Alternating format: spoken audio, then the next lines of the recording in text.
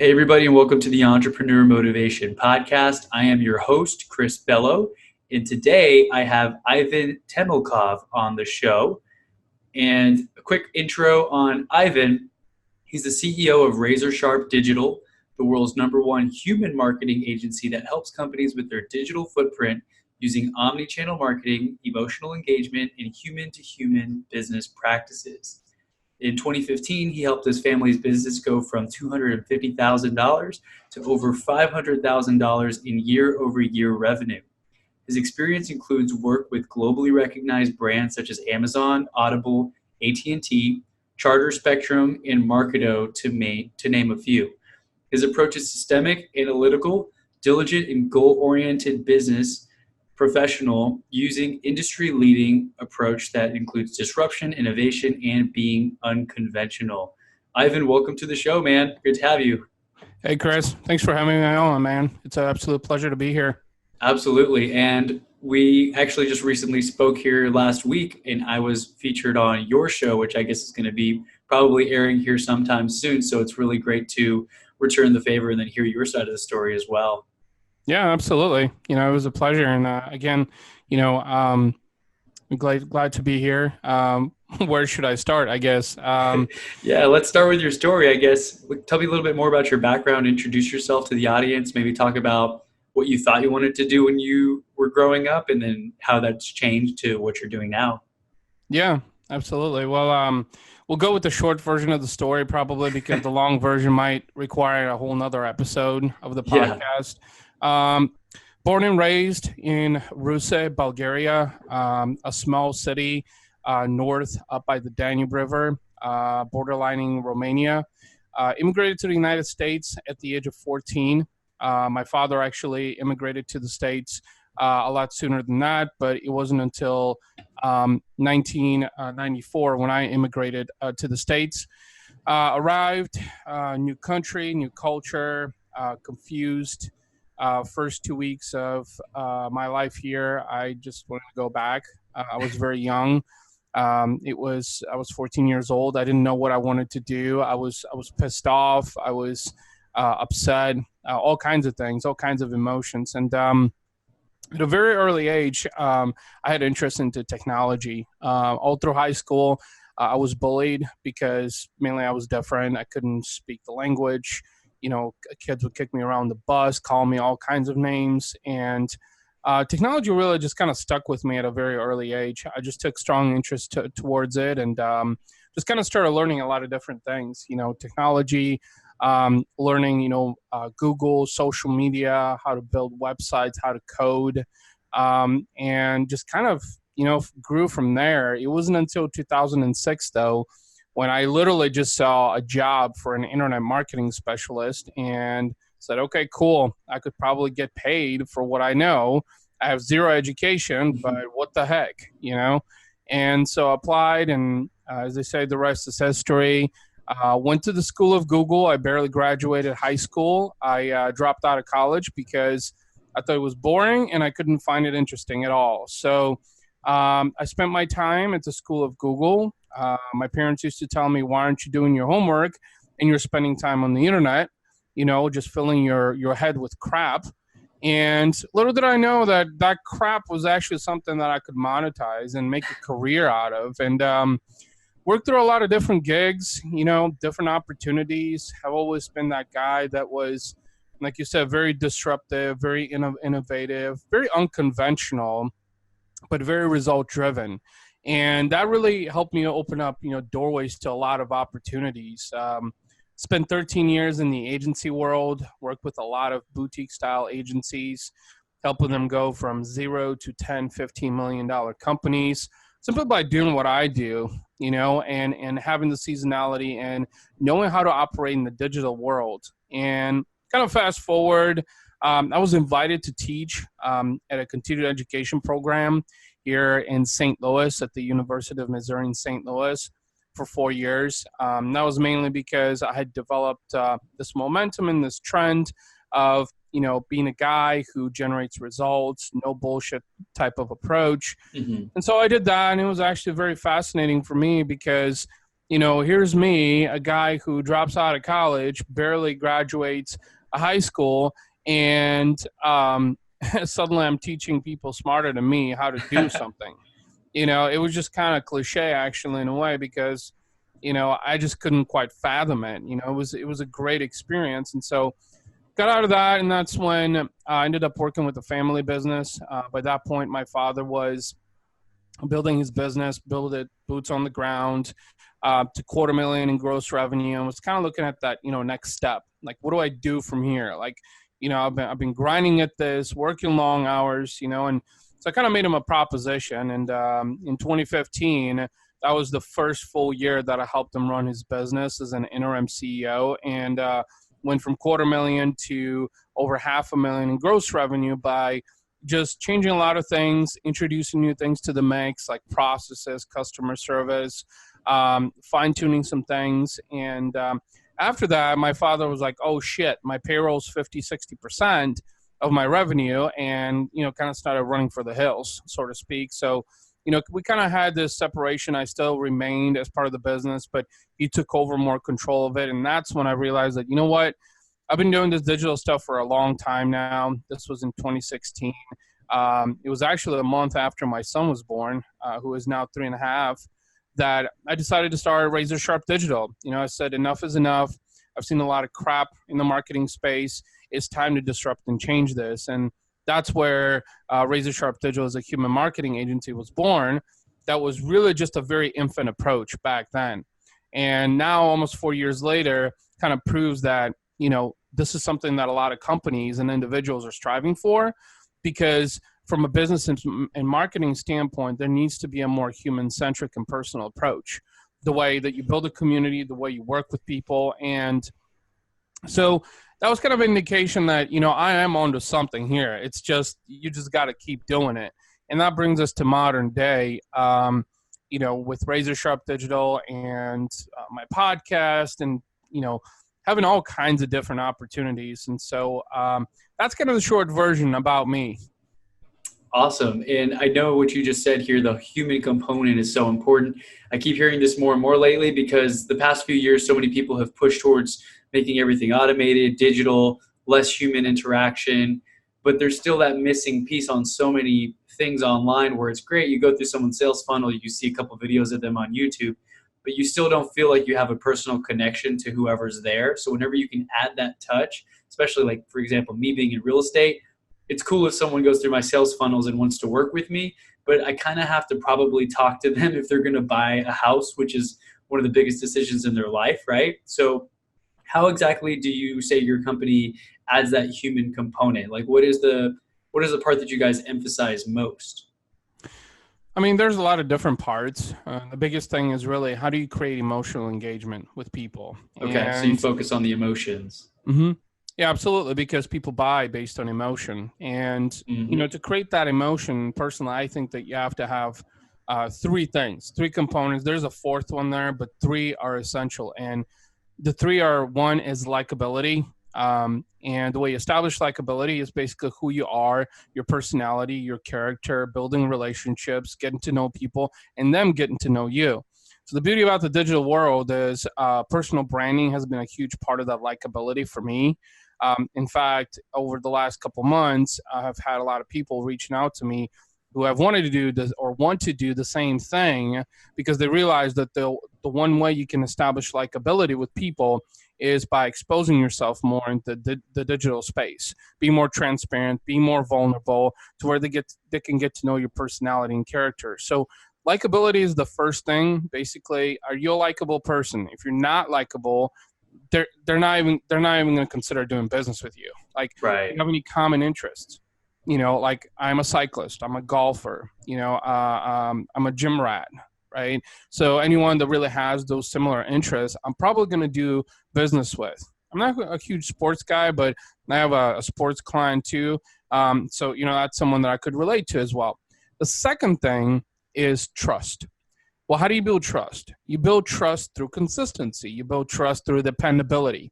And the way I build that trust is I show up in people's feeds every single day on almost every single social platform. And most people are like, Ivan, what the hell, man? Is there really a need to be creating that kind of attention. And I'm like, hello, Yep. it's 2020. Attention is currency. And you have to be a top of mind, for people. And the way you do it is with social specifically is, show up on Instagram, show up on Facebook, show up on LinkedIn, show up on YouTube. At least these are the 4 different social platforms that I focus on every single day. And why? Why is that important? Is because people will trust you if you know that you're consistent. If you consistently show up in their feeds, then that gives them the impression that, you know what, this guy is here every single day at a specific time. So I know this is someone that I can rely on. So imagine if because you're creating an expectation, and if you create that expectation, then it gives them the impression that it's going to be the same way when they work with you, basically. And that's the trust factor. That's the second thing. Another example is I wrote an article of how I generated over $15,000 in revenue on LinkedIn just in a couple of months. And that was as a result of a point of contact that was consuming my LinkedIn videos every day from my personal profile because I was constantly in her newsfeed. And she actually started looking forward to them eventually and wanted to see more.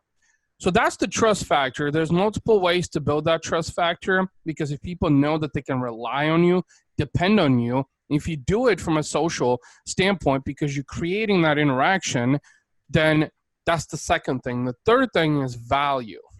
But it's not just any kind of value. And I feel like the word value is so saturated right now because everybody on the internet talks about, oh, I'm giving you value. I'm giving you value. There's a difference in value. It's the contextual value that you offer. Context, meaning, for instance, you're in the real estate space, right? Right. So the context that you might offer to other real estate people, like real estate agents or real estate investors, that pertains specifically to them, that's real value. Not just any kind of value like you see these people doing videos on social and whatnot, and they call it value. No, that's being passive about value. It's not specifically contextual. So when you have that value that has strong context and speaks specifically to your target audience, then you've achieved the third thing. So likability, trust, and value. You got to hit all those 3 essentials. Now, the fourth one is persuasion. You have to be persuasive in order to get people to want to do business with you. And the reason why it's so hard now to attract people is because the space is so saturated. And hitting those 4 essentials takes a lot longer. So the sales cycle is a lot longer. Like you said, even though people are running through your sales funnels and it's semi-automated, you still got to have that, interaction. Still either pick up the phone or text them or, have a video chat also. So that is some of the things that, we focus on, with my business and the emotional engagement side of things is how we do it not only for other entrepreneurs that have businesses, marketing companies, whatever, but also for brands, because brands need to sound more like individuals. And that is literally the same game plan, the same plan that I just mentioned to you that I do for myself that we try to employ for other companies. So it's, in essence, personal branding, right? But personal really appeals more to individuals, but it's also for companies. And at the end of the day, it just creates that emotion, makes people feel warm and fuzzy. They know that they like you. They know they can trust you. They're getting some specific value from you.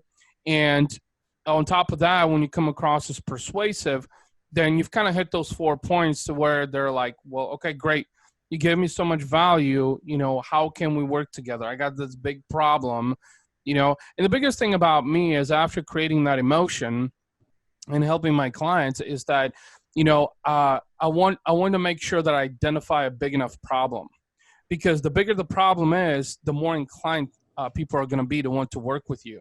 Because if it's a small problem, they can probably solve it themselves. Right. Like Googling something and saying, okay, great, this guy's talking about some idea or something or strategy that work for them. Maybe it'll work for me. So then they kind of employ that DIY approach, right? So, and I believe that that's really where the state of the market is right now.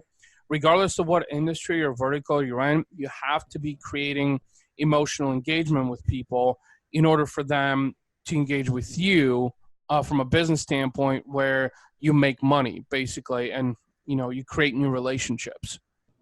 That's so true. I hear more and more people saying that now, is that people do business with people that they like, that they trust, that they get value from, like those points that you touched on, and that they're persuaded by, of course. And there's so many good marketers like Russell Brunson, for example, who hit on all of those. They deliver value, they make you feel like you're their best friend, even though they don't know you, just through their follow-up series and their videos and their communities, where you are wondering, like, how can I support this person? I like their content, I like what they're doing, they're showing up consistently.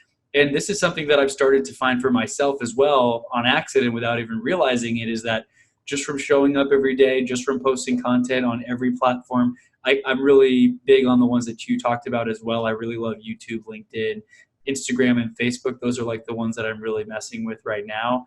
And people notice that you're showing up. There's almost like lurkers out there, right? You can see the friends who have no Instagram Right. posts, but they watch every single one of your stories and they like a couple of your posts and they make a few comments sometimes. And those are the people that eventually become your biggest supporters. Maybe they become your clients or they refer clients to you. So making sure to add that personal touch in a human connection is incredibly important in today's day and age.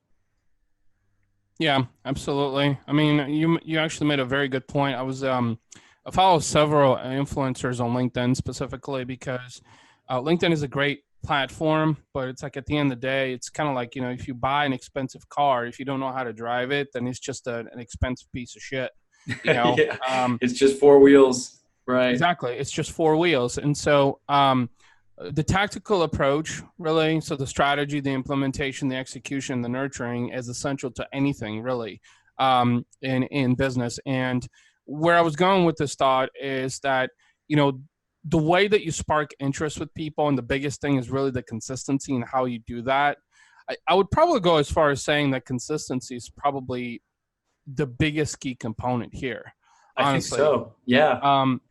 Because if people can get that sense and that impression from you, like I said, you're showing up consistently in their feeds, which most people are like, oh, who's this dumbass that's constantly in my news feed, Posting right? 3 times a day. Yeah. Yeah. Posting 3 times a day. And then they kind of go through this evolution eventually, like, oh, wait, shit, he's got a lot of good points in here. So then they start to take interest. But I nearly lost my train of thought. The silent watchers, that's where I was going with this. There was a guy on LinkedIn that published this video. It really got me thinking because my biggest client in 2019 was a silent watcher on LinkedIn. And where he was going with this is he said, people are so worried about in the social space. They're so worried about the vanity metrics like likes and comments, really, and views even. But what they don't understand is that in reality, it's going to be the silent watchers that actually are going to engage with you. And that's exactly what happened with my client last year is that, she barely, if ever, commented or liked the videos. I know she liked a few of them, but it was maybe like 30%, over a course of a couple of months, if that. And then eventually resulted in a direct message from her, Yeah. reaching out to me and saying, hey, I'd love for you to come in and meet our COO. She's one of the 5 partners. She's the money person. She's a decision maker also. So, going straight to her. So all I had to do is put a fucking contract together and put it in front of her. And literally it was just, I don't know, it took like a week or something because she was so busy, but getting it signed and then, doing the whole 9 yards, and that's what I think a lot of people don't understand. It's a lot of companies actually are facing this problem right now is because for one, there's many things they're not doing. They're not marketing to the right buyer persona. They're not marketing to the right target audience. They're not giving the customer what they want. And the customer is the decision maker. I don't care what industry you're in. They say yes or no. So you have to sort of explore their sensual acuity and understanding what current state they're in. Like yesterday, I was on a phone call for a potential partnership with another digital agency. Well, they're more of a traditional / they're moving into digital. And, they were asking me all these questions and stuff about, potential partnership and stuff. And they really liked what I had to say. And the biggest thing was is that, I told them, I said, look, you have to understand that the reason I don't have like package A, B, C is because I believe every brand has specific needs. Every customer has specific needs. That's why it's so hard to appeal to them. Like in the real estate industry, for example, if you're selling a house, if you're a real estate agent, for example, right, and you're selling a house, you've got different types of buyer personas. You've got male, female, certain income, something specific that they're looking for, and you'll have to be able to gauge and accommodate to their specific needs now more than ever, and so those were some of the things that I was talking about, with this agency, that they had to understand that, to be able to appeal, it's very, very hard to appeal to today's consumer because they have a lot more choices. You have to reach them on multiple platforms. The sales cycle is a lot longer. So awareness, interest, intent, and purchasing, to run them all the way down that funnel, could take anywhere from a couple of days to a couple of months. I've had opportunities that have taken 3-4 weeks, a month, 2 months before they actually come to fruition. And, in the past, I used to think, well, this guy can't make up his mind. It's a month now, because realistically, it's been proven that the longer a prospect waits from the time you put a contract in front of them, the lesser the probability is for them actually engaging, because they become too subconscious about it. They start thinking about money. They start thinking about, well, what if this goes wrong? Or if that goes wrong? They become more skeptical. But that's not necessarily true. You just have to, the biggest thing that I've found is social media is a great avenue only if you know how to use it. And I think a lot of people claim to know how to use it, but they're not utilizing it it's like any tool, really. And so I think in 2020, the biggest thing is if you don't have a strong personal brand, because at the end of the day, people are buying you. They don't care, what's the name of your business or how much money you make or your client base. They're going to buy you. And that because they believe in you. They trust you. They like you. They see value in what you have to offer. And that's where I think a lot of companies and a lot of entrepreneurs are struggling, particularly because they're not investing in themselves. I just actually pushed out another blog post. It was actually a post on Instagram, about someone that I talked to a few weeks ago, and basically told them, hey, you need to invest in yourself. You're not investing in yourself. That's why you're not making any money, because over the holidays, he suffered a lot of losses, and, he has a painting company. And I said, you need to invest in yourself. You need to become a stronger thought leader. You got to put yourself out there. It's just, if you're not out there, you don't exist, period. And even if you're out there, you have a very small chance of actually catching the attention of people. And that's Absolutely. What it takes in 2020, to be out there, to be top of mind, to be consistent. I mean, I push out immense amount of content and people are like, what the hell, man? How do you even do this? I mean, let's see, I do Facebook daily. I do Instagram 3 times per day. I do a podcast twice a week. I do a newsletter once per day for 7 days per week, and stories also. Facebook stories and Instagram stories. And that even gives me a small chance to actually, and LinkedIn. I do LinkedIn 3 times a day. 3 times also. As well. Wow. That's incredible. So morning, lunch, afternoon, evening. So it's 9 p.m., 12 p.m., 9 p.m. every single day. But that's just it. That's what it takes. Like people on Tuesdays also write an article on LinkedIn. So there's just so much content that I'm putting out there. And here's the thing, it was Andy Frisella who actually kind of brought this to mind. And I didn't really realize it. I became more subconscious about it. People don't understand that this content that I'm pushing out, it is impactful. It is contextual because I know that people respond to it. And so when they respond to it, I know they see value in it. Now, the actual tangible value of it in terms of application, I don't know exactly what that is, but it equates to dollars and cents. So I'm putting in free time and giving out free information that's helping people's businesses. I mean, by now, I've probably put out thousands and thousands of dollars worth of free content that has helped other people. And I know this because I'll get messages from people on Messenger and be like, hey, dude, that post you created, in your Facebook group or, on my profile also, it really got me thinking, really got me thinking about my business. It got me thinking about priorities in life. You got me thinking about bigger picture because I'm thinking so small right now. The reality of things, most entrepreneurs think small. Most entrepreneurs get into entrepreneurship for money. They think that money, cars, house, that's great. You can have all those things.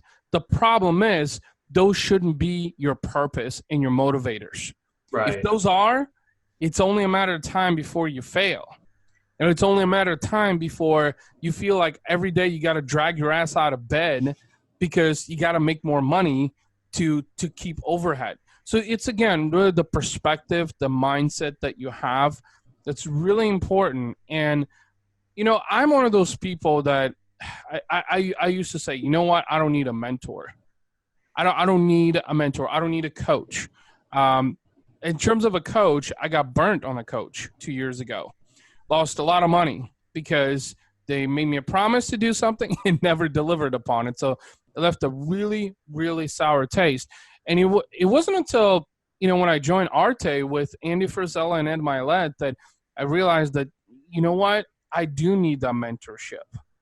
I do need that perspective. I do need that mindset. I don't have the answers to everything, and the best way to build and accomplish the things that you want to is by surrounding yourself with other people who have done that. So you're in the real estate space, right? Right. You should be surrounding yourself with real estate folks that, have built multi-million-dollar, billion-dollar businesses, right? And following them, learning from them. How do they do that, right? And absorbing as much of it as you can. I kind of try to do the same way, but in the marketing industry, there's only a few that I actually follow because most of them are very spammy, very salesy, very pushy. It's like, right. Oh, here's 10 tips on how to do social media. Okay, great. But what does your social media look like? Like, it's very hypocritical. Yeah, like, do they walk the walk? And that's one thing that I got out of a lot of content I've listened to recently, and it's something that I preach is make sure before you take advice from someone that they're credible to give that advice, that they have the proof that they've actually done it, right? Like, I've had the example before of, like, would you want to have a personal trainer that looks like they've never worked out a day in their life? Maybe they know stuff, but still it doesn't really rub you the right way. And then same thing with, would you take financial advice from someone who doesn't take their own advice or doesn't have like the success that you're working towards? Because then if so, why are you listening to them if clearly they don't even know the path to become successful? And so kind of like what you said, I'm actually recording this podcast today from my brokerage office, and there's a couple $20 or $25 million a year real estate agents, top producers at our office that I've been working with, shadowing, helping out, hosting open houses for them, basically just seeing how I can support them so I can get on their good side. And that way they bring me to more of the networking events that are more exclusive. I get to meet some of their top connections, make sure that I'm using the right people that they recommend in terms of referrals for my clients and for lenders or whoever. And it's so important what you said there is just aligning yourself with the right people and making sure that the way that they do business is something that you agree with. Because if they're doing things that seem spammy and that you don't want to do to your people, then probably chances are you might not be the best fit because you don't really align with that style of work. Yeah. Like I said, there's really finding people who have a real purpose in entrepreneurship, regardless of what industry that they're in, is only a few in between. And I will tell you this is the reason you need to have a strong purpose is because that is going to be your driving factor every single day. Because I've also worked for people in the past who literally even 10 years later are still chasing money in contracts every single day. And that's the only thing they can think of, is that how can I make more money today? I need to cover this overhead, as opposed to where can I create impact in other people's lives? Where can I uplift and support someone? Because you never know where those opportunities are going to come from. So, love that. Being very optimistic, being very, very giving also, regardless of who it is. And honestly, here's a prime example. So 4 months ago, I was at the Arte event here in St. Louis, And this guy approaches me and starts asking me about SEO stuff. And I have a huge background in doing search engine optimization because he was asking me, like, what do you do? I'm like, I've got a digital agency and here's what we focus on and this, and this. It's like, oh, cool, and then he starts asking me questions about SEO and I'm just giving him free advice. I'm like, dude, first of all, anyone who makes you promises on SEO, run from them, because there's a lot of snake oil out there and I hate to say it, because it makes it that much harder for someone like me who has genuine intentions to help brands. And I'm giving them all this value. And then it was like middle of December that I get a text message from, it was like Anchorage, Alaska area code. And I'm like, who in the hell is calling me from there? And so long story, it was this guy, the same guy that I had talked to that I apparently created a really positive impression and gave him so much value. Long story short, I found out he works with a glass company, family-owned glass company, 30 plus years in business. And let's just put it this way. When I questioned, well, what's their annual gross revenue? He's like, well, we're fairly up there. And I'm like, is it 50 million or more? He's like, oh yeah, we're definitely 50 million for sure. They've got 15 or 16 locations across multiple states. Wow. And they became my client 2 weeks ago. Congrats. And that's just from a simple conversation that you could have just kind of shrugged off, right?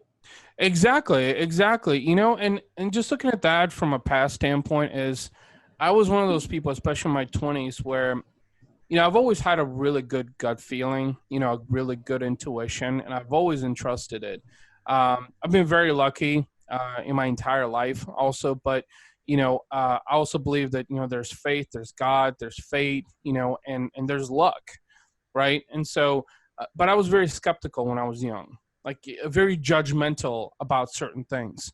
And I don't know if it had to deal with my upbringing as an Eastern European, also because basically I was raised, go to school, get a job, get married, have kids, die.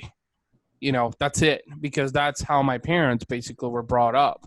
Not to mention that I would have been the first in my family to graduate college. So talk about huge expectations, right? Yeah.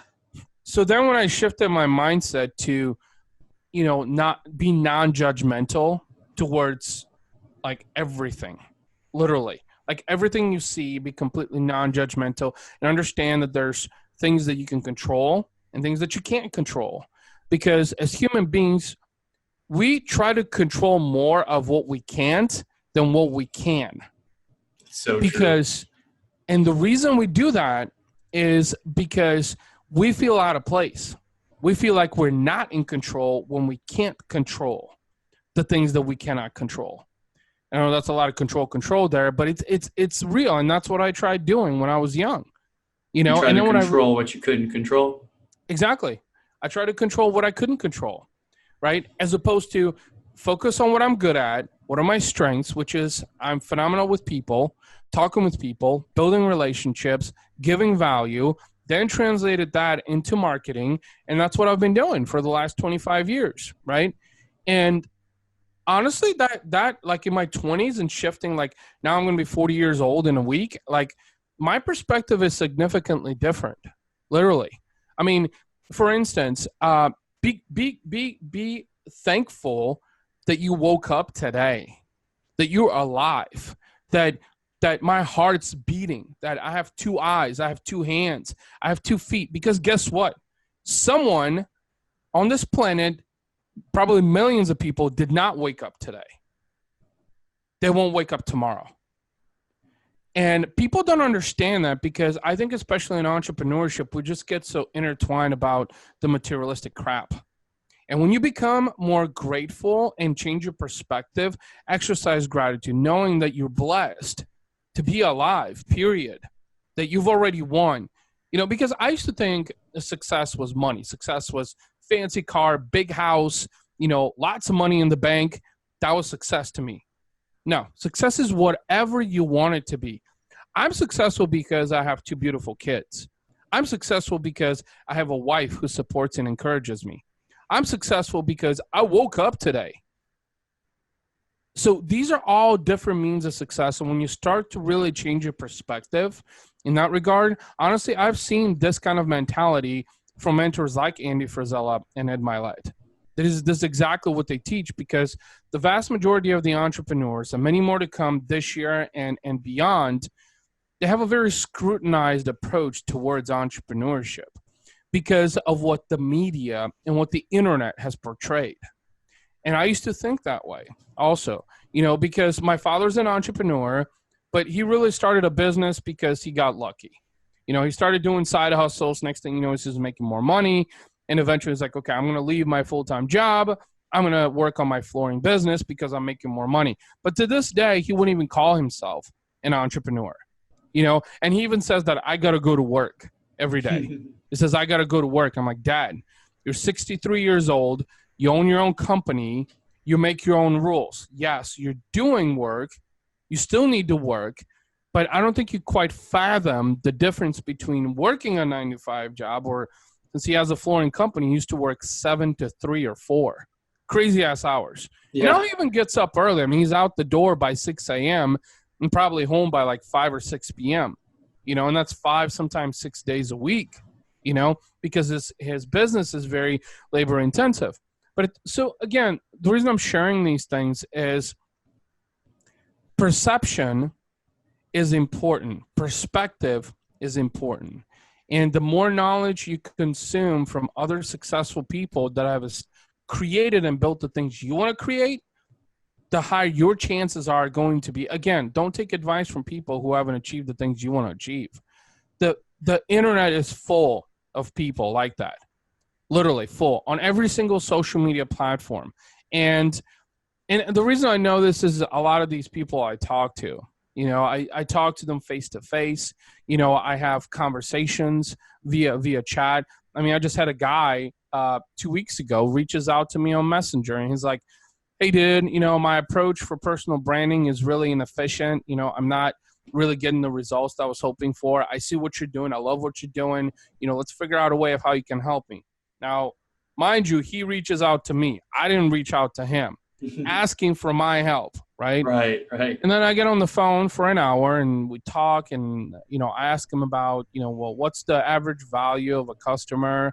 He's a financial guy, and he's like, well, over the span of 10 years, it's like $80,000. I'm like, okay, well, what are you spending right now on marketing to create attraction? He's like, well, little to nothing. I'm just doing a video here, a video there, a post here, a post there, and that's about it. I'm like, okay, do you realize what you just said, that the reason why you're not generating any leads is because you're not investing enough, and let alone doing it correctly, right?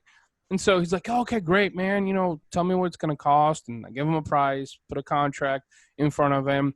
And since Wednesday of last week, so what's today? Wednesday, a week now, he literally has not responded to my text messages, my phone calls, or emails. And that's the typical shit that I see, literally. Like, people are, maybe they have good intentions. They ask for help and then they freeze, right? Analysis paralysis happens every day. Pretty much. But that's the difference. I mean, if you're going around complaining that you don't have business and you're not marketing yourself, that's your own damn fault. Yeah. That's nobody's fault. And honestly, there's a lot of people like that out there, is that they want help. I had another guy also, what was it? Like right before the holidays, I was telling him about the same thing. I said, look, you're not branding yourself out there. You're not doing enough, and you want to generate revenue. Now, this guy literally took everything that I told him verbally and started doing it himself. And it's actually like, okay, great, do it yourself, because you're going to find out real quick that it's a lot of work. It's a lot of work. It's a lot of work. A lot of work. And staying consistent. Good luck, right? It takes a special kind of fortitude to make it through that. And it's not only that; it's the quality. It's the final product, right? That you create. And the biggest thing is taking time away from his business, because he's running a $1.5 million business, and he's got like 5-6 people working for him, and he's taking time away from him. Yet he's still bitching about, I don't have enough time. And it's like, that's because you're spending your time doing shit that you shouldn't. You should outsource, yeah, or exactly. hire some help for it. You don't have to be, what do they say, jack of all trades, master of none. Exactly. And there's a lot of people in social media like that, man. And, I actually encourage that, because I think a lot of people crash and burn that way. It makes them realize that, you know what, there's a reason why this is so labor intensive. There's a reason why this costs.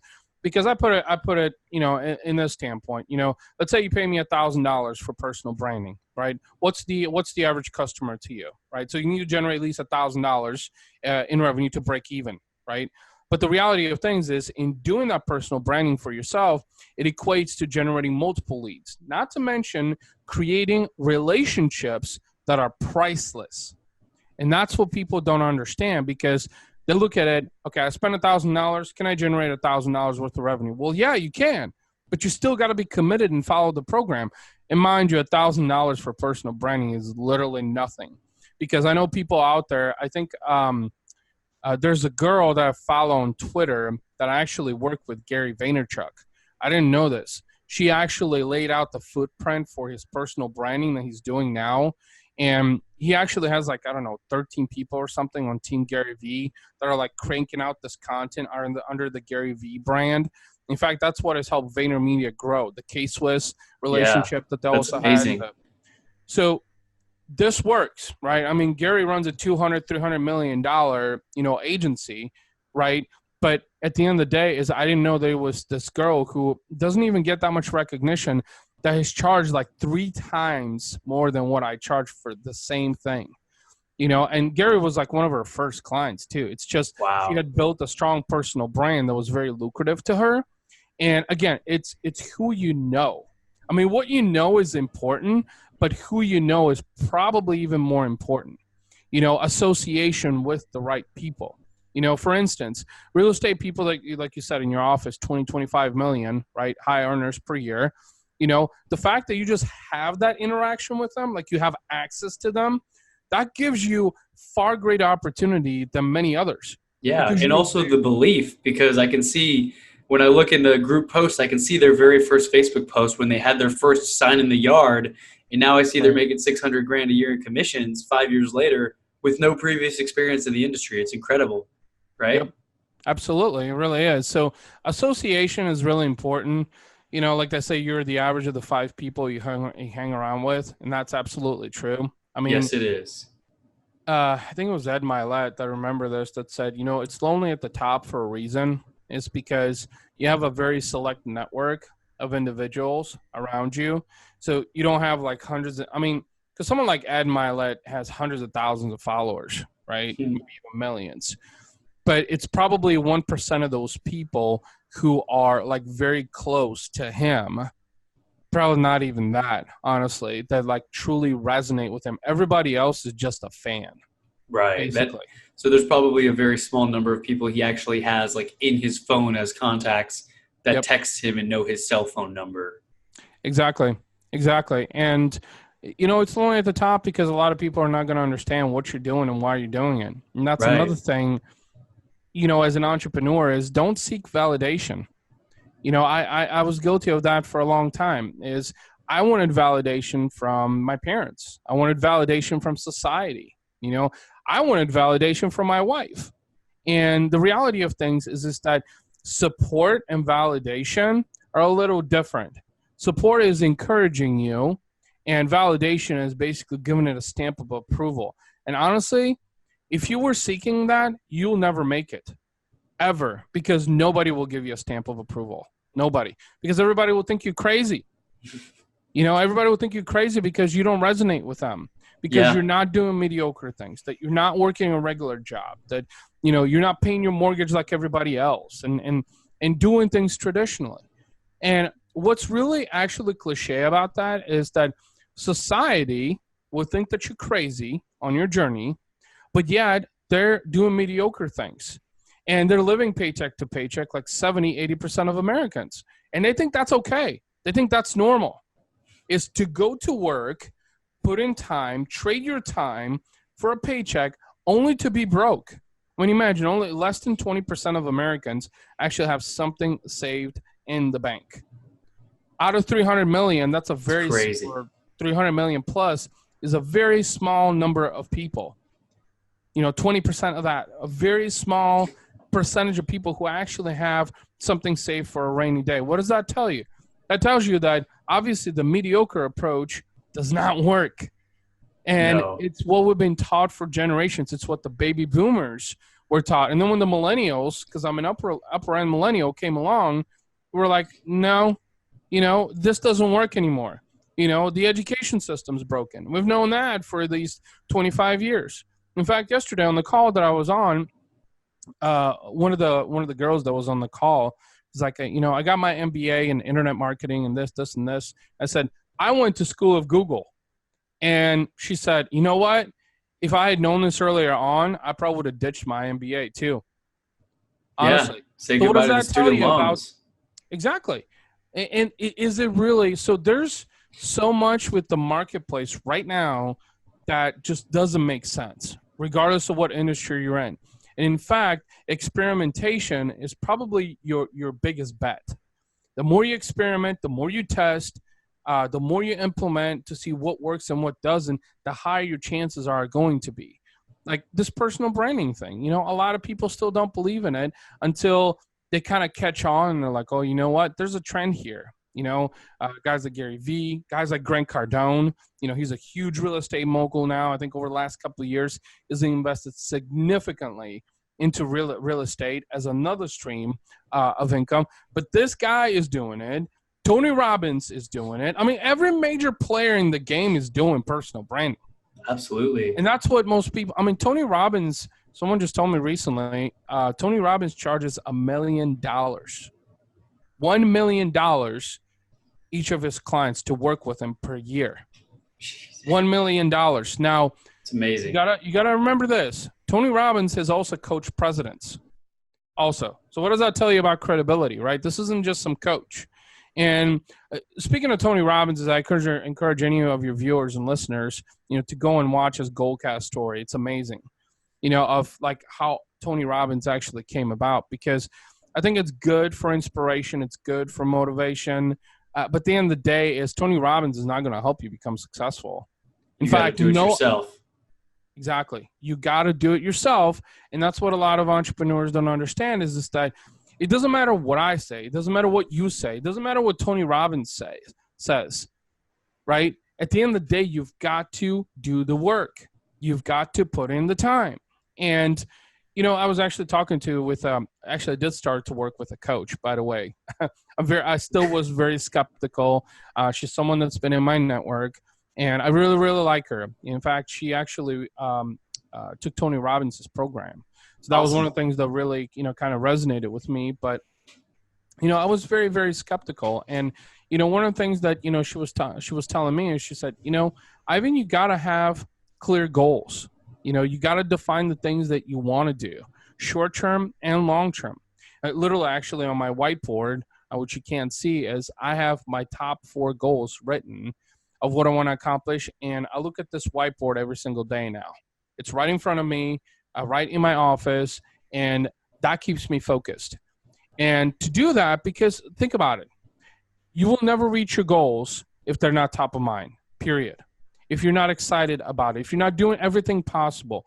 And like a couple of nights ago, I was really tired. My kids were getting ready for bed, and I'm like, you know what? I just need to go to bed. I need to get some sleep. I'm like, screw that. Are my goals going to wait for me? So I came down, kept on doing some more work until I got really tired, and then finally went to bed. But here's the thing is the whole hustle and grind, thing that's going around the internet, and, guys like Gary Vaynerchuk were talking about it, is that doesn't mean shit, because you got to find a balance for yourself. At the end of the day, you have to, like I have my own schedule of how I do things every day, getting my kids ready, taking them to daycare, then taking on phone calls, doing work, doing my social content. It's hard. It's really freaking hard. But that's just it. If it was easy, do you think that everyone will be doing it? No. And that's what people don't understand. And I'll tell you this. I had interviewed a guy, who's been an entrepreneur for coming up on 30 years. And the guy's been married for just about that long. He's got 14 kids or something. And, this guy's built 6 or 7 businesses. I think. Is he in Arte as well? I think I know who you're talking about. Yes. Yes, he is an Arte, His and his I forget his name, but on Instagram he's like Mag Patriot, right? Because you yeah, said 14 kids, and I was yep, like, I think I know who you're talking about. yeah, that's Miguel. Miguel, and Miguel. Okay. yeah, yeah, and Miguel was, when I interviewed him, he basically said, it just, what can I say? There's all kinds of things that you can say, but at the end of the day, is you just got to put in the work, and it'll feel frustrating. You'll feel discouraged a lot of times. You'll have a lot of ups and downs, and but at the end of the day, is that's just it. It's just one giant test, and that's why only about 4% of entrepreneurs make it in the first 4 years Yeah. because they don't have the resilience. It's kind of like in boxing. You get punched, You got to and you keep stay showing down. up. You got to keep getting up. That's And tough. it really becomes questionable. It really becomes questionable because when you run out of money, what do? Do you keep going? Well, most people won't. They try to cut their losses. Well, they can. I mean, I don't know about you, but as an entrepreneur, I don't know when I cut my losses the last time. I've went all in since day one. Yeah, And you have to. you have to. And that's what people don't understand. And look, you don't have to be the loudest.